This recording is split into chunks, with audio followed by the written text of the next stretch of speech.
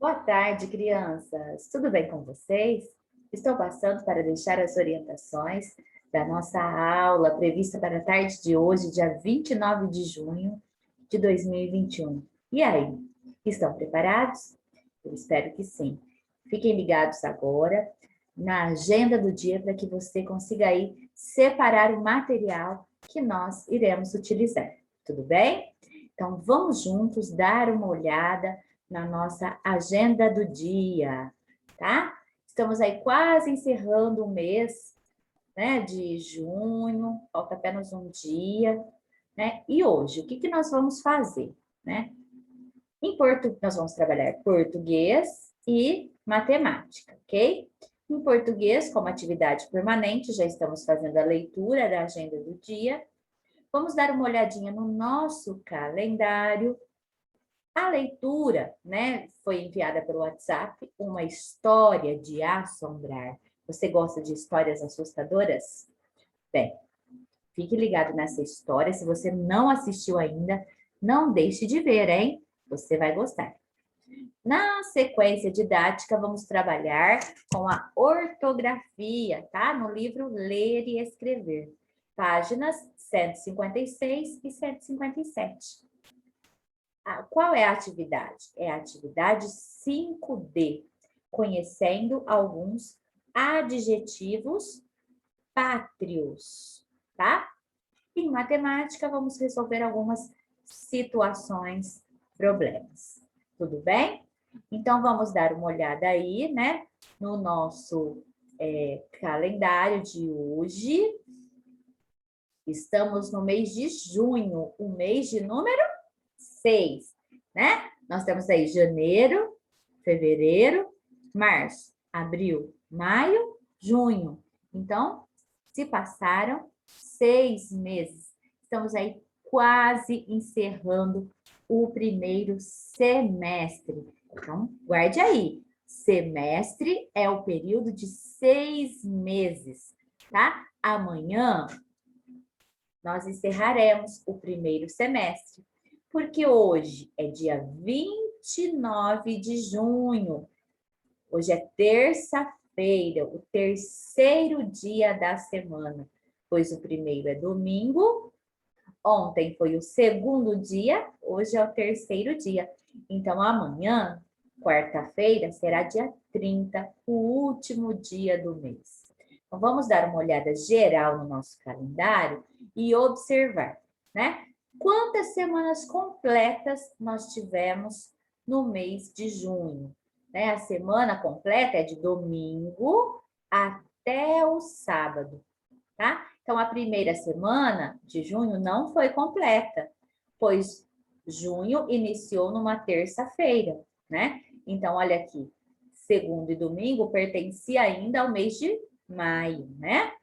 Então, a primeira semana foi completa, a segunda semana foi completa e a terceira semana de junho também foi completa, tá? Agora estamos vivendo a última semana de junho, ela é uma semana incompleta, porque o mês vai ser encerrado na quarta-feira, bem no meio da semana. Quarta é o meio, né?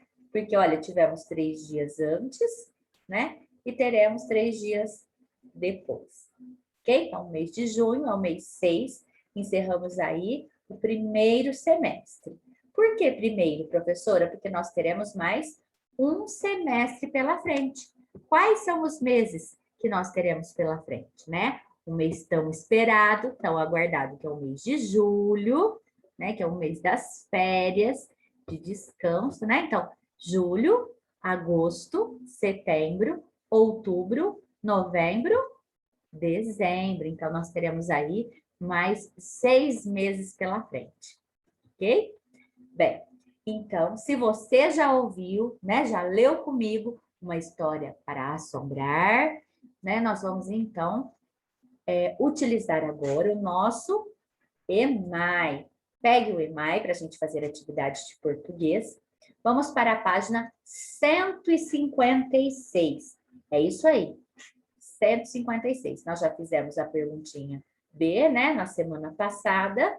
Nós, relembrando um pouquinho, estávamos, então, estudando um pouquinho sobre quando usar ESA com S, ESA com Z, né? Nós vimos aí que o ESA com S nós utilizamos quando está ligado a adjetivos femininos que indicam origem, né? O lugar de origem. Lembra-se, né, que nós vimos aí algumas palavrinhas, japonesa, portuguesa, voltando um pouquinho aqui, olha, holandesa, chinesa. Então, quando indica algum adjetivo pátrio, né, então nós usamos ESA com S, tá? Embora a pronúncia seja igual, né, quando está no feminino, porque se nós falamos no masculino, vai ser es, né? Português, holandês, francês, marquês. Então, aqui, né, nós vamos usar ESA com S, ok? Então, vamos lá. Não se esqueça de colocar a data de hoje. Pode colocar aqui na frente, tá? Nós vamos fazer a 156 e um pedacinho da 157, vai ser até a atividade B, né? Aqui onde está escrito para casa. E o que vocês vão preencher aí? Né? Nós vamos primeiro dar uma olhada no enunciado, o que está sendo pedido, solicitado, ok? Então, vamos lá. Atividade 5D. Conhecendo alguns adjetivos pátrios. Primeiramente, eu quero recordar com vocês o que são adjetivos. Adjetivo, geralmente, é uma palavra que acompanha um substantivo, né? Quando a gente dá alguma qualidade, quando a gente atribui alguma característica às coisas, aos objetos, às pessoas, né? Então, por exemplo, adjetivo. Quando eu digo menina, né? Eu posso dizer bonita, menina educada. Então, educada é um adjetivo, bonita é um adjetivo, menina esperta. Esperta é um adjetivo, porque menina é um substantivo, né? É um nome dado àquela pessoa do sexo feminino, que ainda não é adulta, né? Bem, quando eu digo assim, escola, né? Escola é o nome dado ao lugar onde a gente vai para estudar, né? Escola é um substantivo. E aí, nós temos aí, como adjetivo, escola grande. Escola grande é um adjetivo. Escola organizada. Escola bonita. Então, pense, o adjetivo, ele sempre acompanha um substantivo, pois ela é uma qualidade, uma característica que foi atribuída a alguma coisa, tá? Ou a alguém. Agora, quando eu digo pátrio, se refere, né, ao lugar de origem, certo? Se refere à pátria, se refere à nação, ok? Então, é importante, se você quiser aí, né, escrever aqui, olha, grifar a palavra pátrios, tá? E escrever aí, colocar uma flechinha, né? Escrever origem, nação, mas, tá? Nós vamos explicar aqui, olha. Número 1, atenção. Nos documentos de identidade, acredito aí que vocês já devam ter esse documento de identidade, que também é chamado do quê? Registro de nascimento ou RG. Então, quando você ouve falar RG, significa um registro de nascimento. Então, é um documento, tá? Que prova aí, né, que você nasceu, a data que você nasceu, quem são os seus pais, onde você nasceu, né? Qual o lugar que você nasceu, ou seja, qual é a sua origem, tá? Então, nos documentos de identidade, registro de nascimento ou RG, olha, R de registro, né? RG de registro, que seria o registro do nascimento, tá? A denominação, ou seja, o nome do país de origem das pessoas é chamada de nacionalidade. Tá? Olha só, o nome do país de origem é chamado de nacionalidade. Portanto, tanto eu quanto você, né? Nascemos no Brasil. Então, a nossa nacionalidade, né? Porque a nação que nós nascemos é Brasil, portanto, a nossa nacionalidade é brasileira, tá? Agora continua, ó. E do estado e cidade é a naturalidade. Tá? Então, nacionalidade é o país, né? Se refere a que país? Em qual país nós nascemos? Agora, natural, se você pegar o RG, está lá, natural de, ou seja, vai indicar qual a cidade e o estado que a gente nasceu. Então, suponhamos que você tenha nascido em Batatais mesmo, tá? Vamos supor. Então, olha só, no seu RG vai estar escrito de nacionalidade brasileira, natural de Batatais, estado de São Paulo. Se você nasceu em Ribeirão Preto, suponhamos, né? Vamos supor, a Mariazinha nasceu em Ribeirão Preto, né? Maria Rita de Oliveira, suponhamos, estou inventando aí. Filha de Joaquim de Oliveira e Maria de Oliveira, né? Nasceu no dia 15 de maio de 2012, né? De nacionalidade brasileira. Nasceu na cidade de Ribeirão Preto, estado de São Paulo. Então, deu para perceber a diferença entre nacionalidade, que se refere à nação, ao país onde a pessoa nasceu, e naturalidade, que se refere à cidade e estado, tá? A nacionalidade, então, quando nós vamos indicar aí em que país a pessoa nasceu, né, sempre será no feminino, mesmo quando se referir a homens. Então, mesmo se você for menino, ou seu pai, o seu tio, o seu primo, sempre que a gente for se referir à nacionalidade dele, nós vamos colocar aí, nacionalidade brasileira, pois a nação que ele nasceu. Vamos nos referir a isso, tá bom? Bom, no documento de uma pessoa nascida em São Paulo, olha aqui, agora seria na cidade de São Paulo, que é a capital, tá? No documento de uma pessoa nascida em São Paulo, os dados seriam os seguintes. Nome, Carlos Lima. Naturalidade. Então, lembra que eu disse que naturalidade se refere à cidade e estado? Então, naturalidade. São Paulo.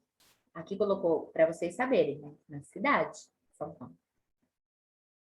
Tracinho, né? O hífen SP, que é a sigla do estado. Lembra que nós já estudamos um pouquinho a respeito das siglas, que são as abreviações utilizadas para os estados do Brasil?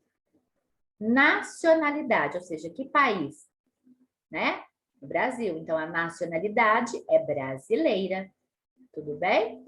Então, quando nós pensamos aí na nacionalidade, né, sempre que a gente vai colocar a nacionalidade de alguém, né, ou se referir a algum tipo de comida, dança, a algo que vem de um determinado país, nós sempre vamos colocar no feminino, ok? Por exemplo, a macarronada, né? A macarronada é de origem italiana. Então, aí a gente colocou no feminino, tá bom?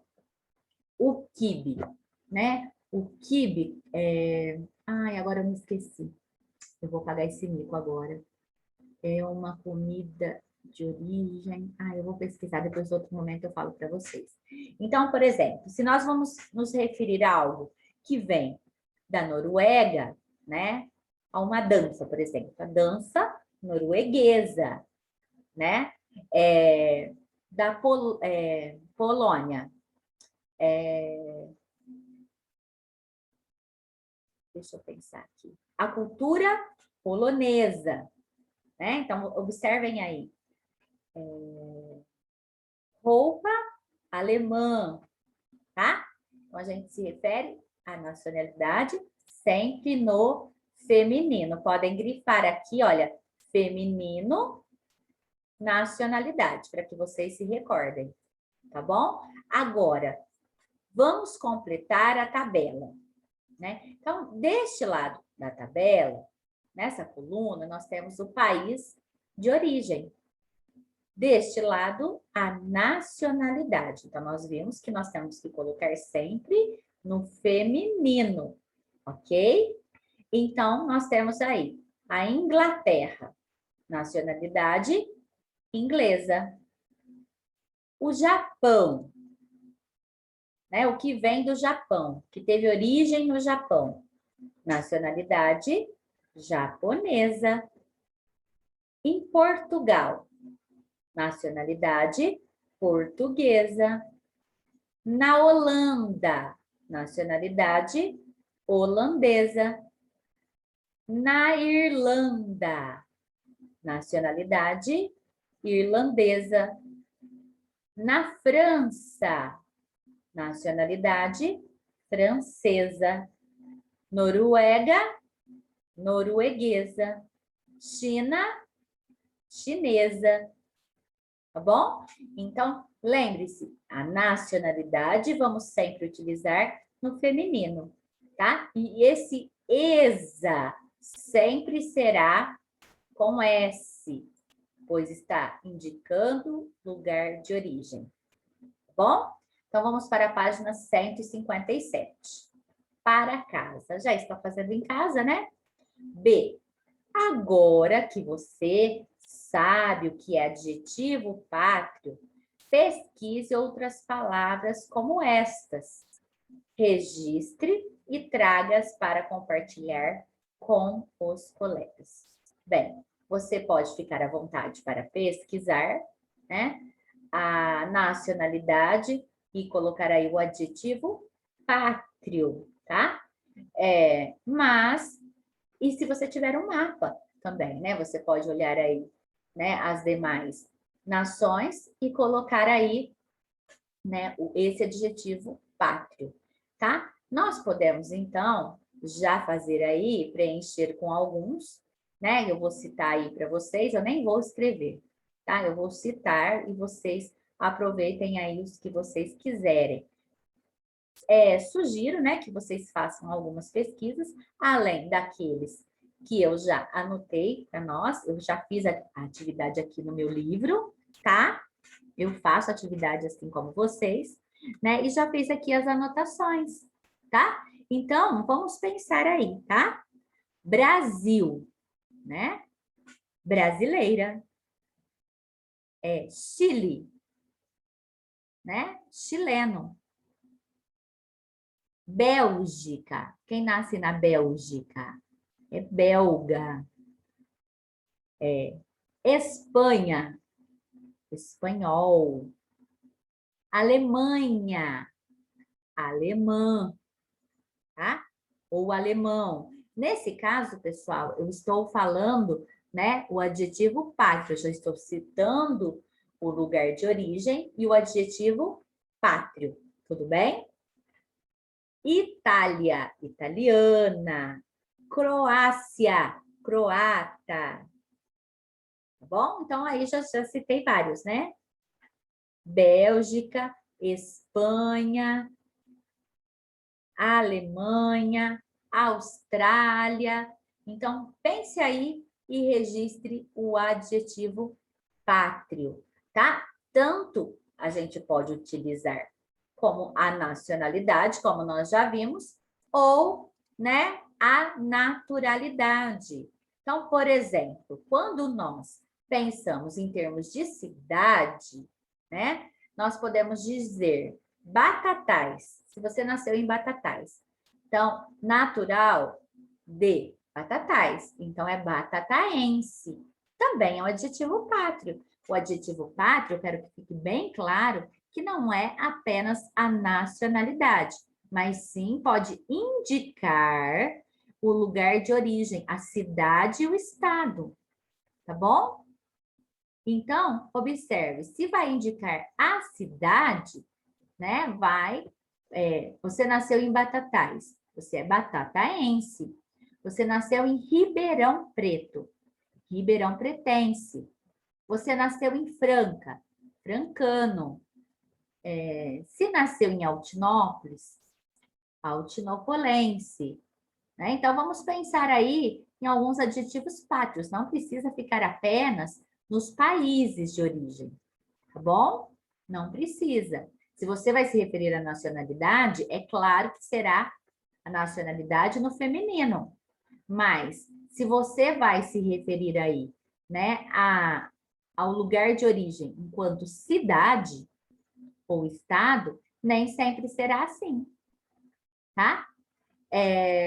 Vamos pensar aí que você nasceu em Brodowski, né, uma cidade vizinha, Brodowskiano. Né? Então, observe como muda. Então, faça uma pesquisa aí, né, na sua família, ou na internet, se você preferir. Faça o registro e não se esqueça de fotografar, tá? Para me encaminhar, para que eu faça aí a correção, tá bom? Agora nós vamos para matemática. Essa atividade, ela deve ser feita no seu caderno. Vocês não têm folhinhas, tá? Então, não se esqueçam aí de colocar a data. Eu vou escrever aqui matemática, tá? Para que vocês façam direitinho aí no caderno, tá? Eu vou enviar essa folhinha para vocês. Então, vocês vão fazer o registro, tá? Resolver os probleminhas. É importante que vocês copiem os probleminhas. Resolva com atenção os problemas abaixo. No jogo do Brasil contra a Argentina, deixa eu ver se eu consigo dar uma melhorada aqui. Só um momentinho. Isso, deu uma melhorada. No jogo do Brasil contra a Argentina, havia 46.258 pessoas nas arquibancadas. Olha, havia uma quantidade grande, né? Quase 47 mil pessoas. Né? Se fôssemos arredondar aí, pensaríamos em torno de 50 mil, né? Então, no jogo havia 46.258 pessoas nas arquibancadas. 18.560 pessoas nas cadeiras numeradas. Então, são lugares diferentes. E 6.244 pessoas nas cadeiras cativas. Bom, então vocês observem que o problema está dando 3 dados diferentes, de pessoas que estavam assistindo o jogo nas arquibancadas, numas cadeiras numeradas e em cadeiras cativas, que eram cadeiras separadas, tá bom? Aí vem a perguntinha. Quantas pessoas foram assistir ao jogo? Então, se está mostrando uma quantidade num lugar, outra quantidade em outro lugar, e outra quantidade num terceiro lugar, então a gente verifica que nós temos que calcular aí, né? Claro, se nós fôssemos fazer um cálculo aproximado ou uma estimativa, o que nós faríamos? Nós arredondaríamos para um número próximo. Suponhamos, se fosse cálculo mental. Eu não quero cálculo mental. Vamos fazer aqui só para a gente dar uma relembrada. Então, a gente poderia calcular aqui, olha, 46, mais de 46 mil, vamos jogar aí 50 mil, né? 50. Aqui, 18.560, vamos jogar aí 20 mil. 50 mil mais 20 mil, 70 mil, né? Mais 6.200, né? Então, 70 mil mais 6 seria aí em torno de 76 mil. Mas essa seria uma estimativa. Mas é válido você fazer o cálculo mental antes de fazer o cálculo por escrito, porque vai aí te dar uma noção de como calcular. ok? Então, lembre-se, quando você armar a sua continha, né, o que vai acontecer? Você sempre tem que manter unidade embaixo de unidade, dezena embaixo de dezena, centena embaixo de centena, unidade de milhar embaixo de unidade de milhar. E, no caso, nós temos aqui, olha, dezena de milhar com dezena de milhar. Então, você tem que reunir, né, esses três públicos num único lugar. Então, qual é a operação que você deve fazer? Tenho certeza que você sabe. Então, capriche aí no cálculo, tá? Bom, B. Não se esqueça de armar a continha, pessoal, antes de passar para B, né? Direitinho, não faça tudo amontoado, tá? Quando você terminar o cálculo, você vai colocar o R, pode colocar coloridinho, se vocês quiserem, o R de resposta. A resposta deve ser completa, tá? Então, a pergunta é, quantas pessoas foram assistir ao jogo? Então, você vai colocar aqui, tantas pessoas, então você já vai ter o cálculo, tantas pessoas foram assistir ao jogo, ou tantas pessoas assistiram ao jogo, tá? Importante que a resposta seja completa. Eu corrigi na provinha de vocês, eu vi que muita gente não coloca, simplesmente coloca o número. Não, eu quero a resposta completa. B. Numa granja foram vendidos 3.465 ovos dos 32.419 que havia na prateleira. Quantos ovos faltam para serem vendidos? Então, observe uma coisa, pessoal. Olha, numa granja foram vendidos. Então, a gente já pensa, se vai trabalhar com venda, quando alguém vende alguma coisa, a pessoa vai ficar com mais ou com menos no seu estoque? Pense um pouquinho.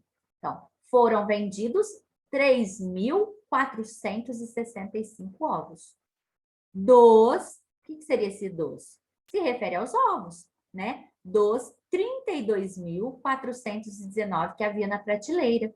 Então, a gente observa que 32.419 ovos estavam no estoque.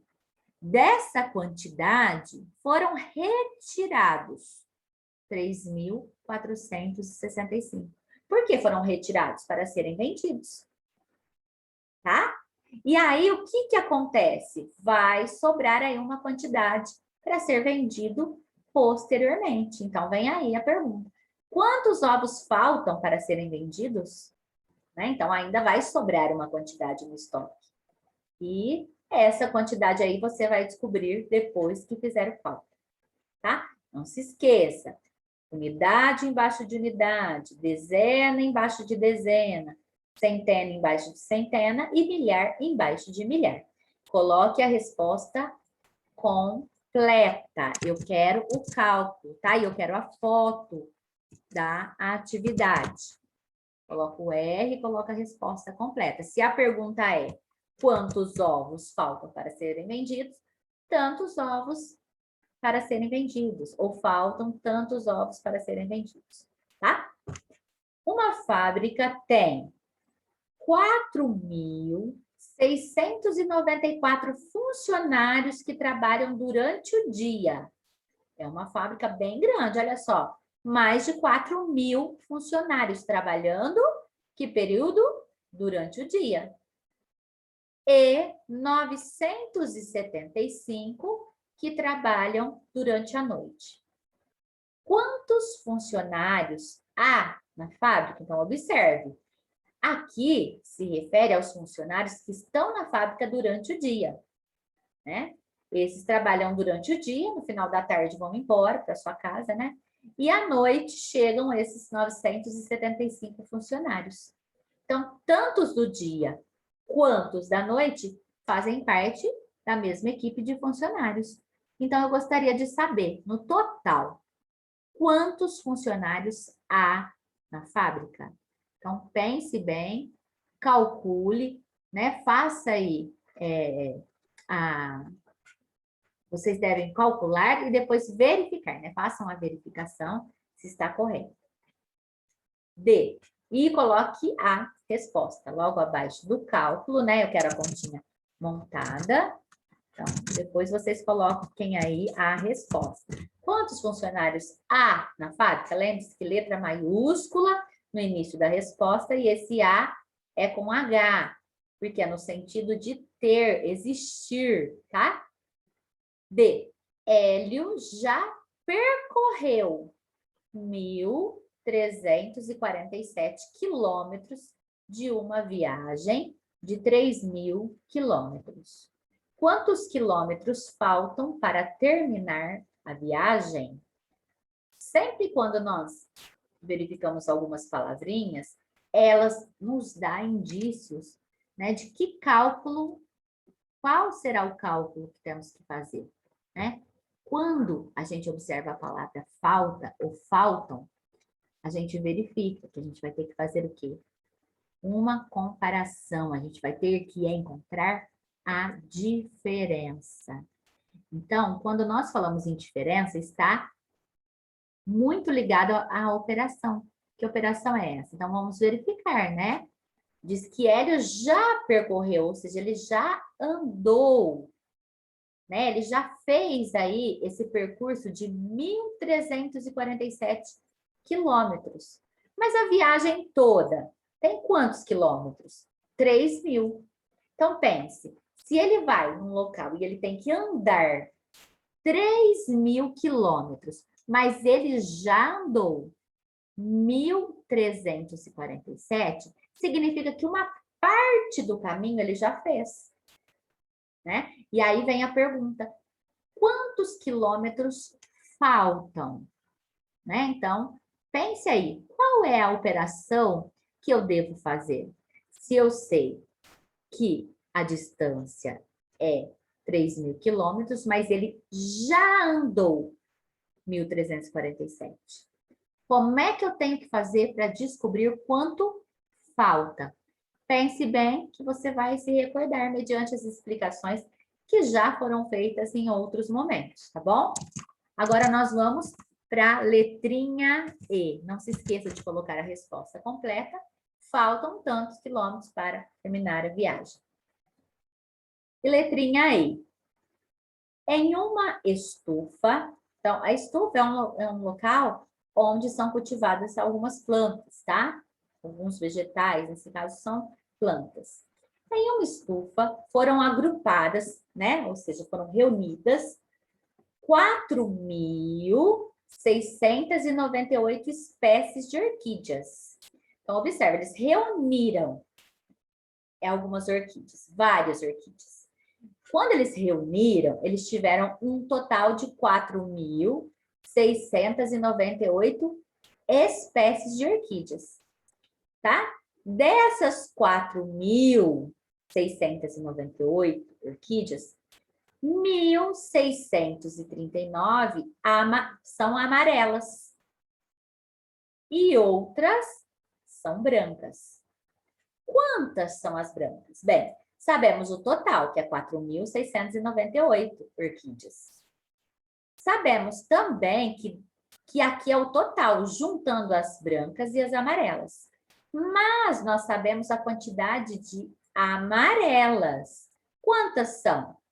1.639, certo? Então, se eu sei o total e sei quantas são amarelas, como é que eu faço para descobrir quantas são as brancas? Né? Como é que eu sei? Então, pense, né? Se eu tenho um total e sei que uma parte é de uma cor, se eu não tivesse aquela quantidade de amarela, sobraria o quê? Só as brancas. Então, pense bem aí como é que você vai descobrir a quantidade de orquídeas brancas, tá? É importante que você reflita, porque quando junta a branca com a amarela, dá esse total de 4.698, mas isso eu já sei, tá? Eu sei que o total é esse. e sei a quantidade de flores amarelas. Eu quero saber as brancas, tá? Então, aí calcule direitinho e depois venha com a resposta, né? A resposta completa. Quantas são as brancas? Tantas orquídeas são brancas, ok? Bem, são essas as atividades que nós temos preparadas para a tarde de hoje. Se você tiver alguma dúvida, deixe uma mensagem no WhatsApp, que assim que possível eu retorno dando a explicação necessária para você, tá? Não se esqueça, ao final da tarde, me encaminhe as fotos com as atividades. Tudo bem? Fiquem com Deus, um grande abraço e até a próxima aula.